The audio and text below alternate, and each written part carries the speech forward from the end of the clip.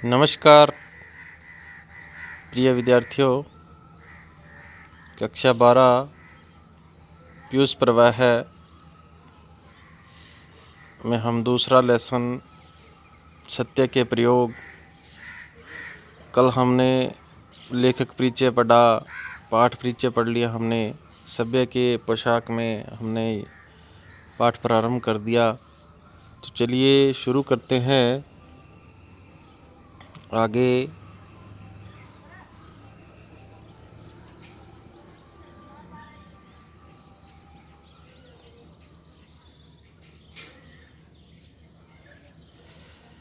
उन्नीस शिलिंग की उस ज़माने के लिहाज से तो यह कीमत बहुत ही कहीं जाएगी। चिमनी टोपी सिर पर पहनी, इतने से संतोष न हुआ तो ब्रांड स्ट्रीट में, जहाँ शौकीन लोगों के कपड़े सिलते थे, 10 पाउंड पर बत्ती रखकर शाम की पोशाक सिलवाई। भोले और बादशाही दिलवाले बड़े भाइयों से दोनों जेबों में लटकाने लायक सोने की एक बढ़िया चैन मंगवाई और वह मिल भी गई। बंदी बंधाई टाई पहनना शिष्टाचार में शुमार न था, इसलिए टाई बांधने की कला हस्तगत की। देश में आईना हजामत के दिन ही देखने को मिलता था, पर यहाँ तो बड़े आईने के सामने खड़े होकर ठीक से टाई बांधने में और बालों में पट्टी डालकर सीधी मांग निकालने में रोज लगभग 10 मिनट तो बर्बाद होते ही थे। बाल मुलायम नहीं थे, इसलिए उन्हें अच्छी तरह मुड़े हुए रखने के लिए ब्रश, झाड़ू ही समझिए, के साथ रोज लड़ाई चलती थी। और टोपी पहनते तथा निकालते समय हाथ तो मानो मांग को सहजने के लिए सिर पर पहुंच ही जाता था, और बीच बीच में समाज में बैठे बैठे मांग पर हाथ फिराकर बालों को व्यवस्थित रखने की एक और सभ्य क्रिया बराबर चलती ही रहती थी। पर इतनी टिमटाम ही काफ़ी न थी। अकेली सभ्य पोशाक से सभ्य थोड़े ही बना जा सकता था। मैंने सभ्यता के दूसरे कई बाहरी गुण भी जान लिए थे और मैं उन्हें सीखना चाहता था। सभ्य पुरुष को नाचना जानना चाहिए, उसे फ्रेंच अच्छी तरह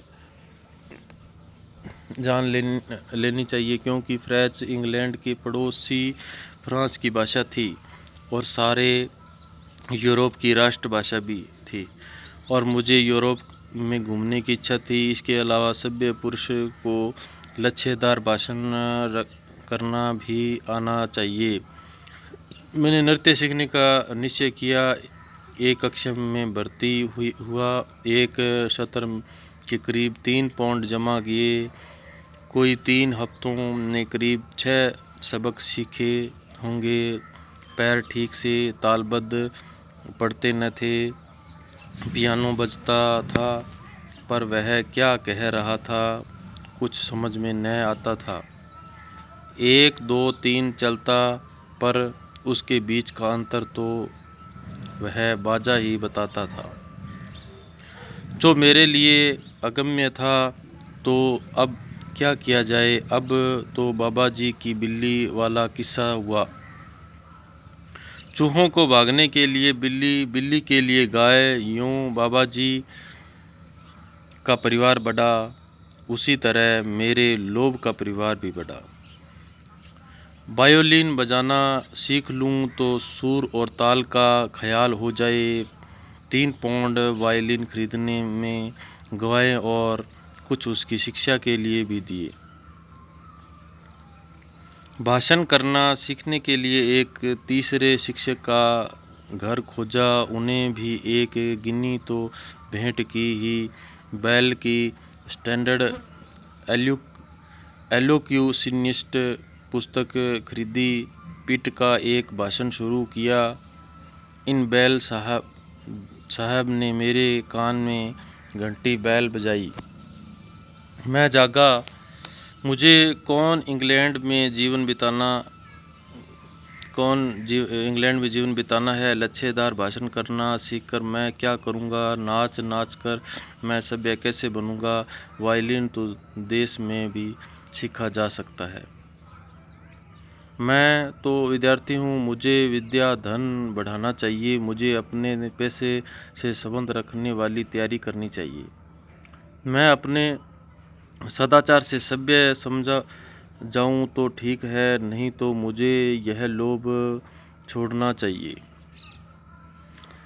इन विचारों की धुन में मैंने उपयुक्त आशय से उद्गारों वाला पत्र भाषण शिक्षक को भेज दिया।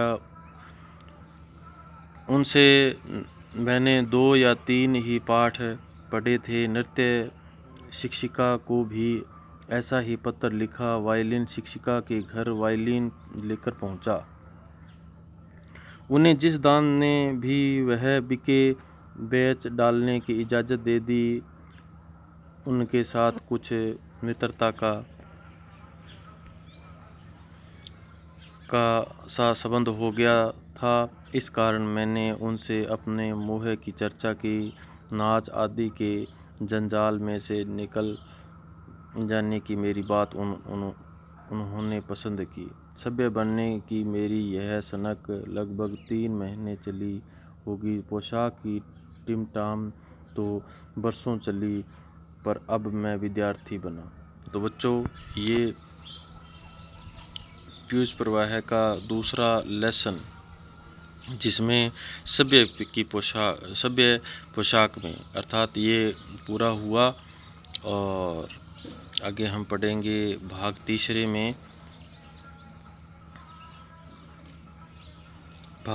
में पढ़ेंगे बलवान से भिड़त। ठीक है बच्चों, तो इसके प्रश्न उत्तर इससे संबंधित इस पार्ट के इस भाग से संबंधित आप प्रश्न उत्तर कर लेना। इम्पोर्टेंट हो वह आप उसे अपनी नोट कॉपी में उतारना। जैसे लेखक परिचय है, लेखक परिचय में आप इसमें मुख्य जो बातें हैं उसे आप क्या करोगे? अंडरलाइन करके आप अपनी नोट कॉपी में उतारोगे। ठीक है बच्चों, तो तब तक के लिए धन्यवाद। शुभ दिन।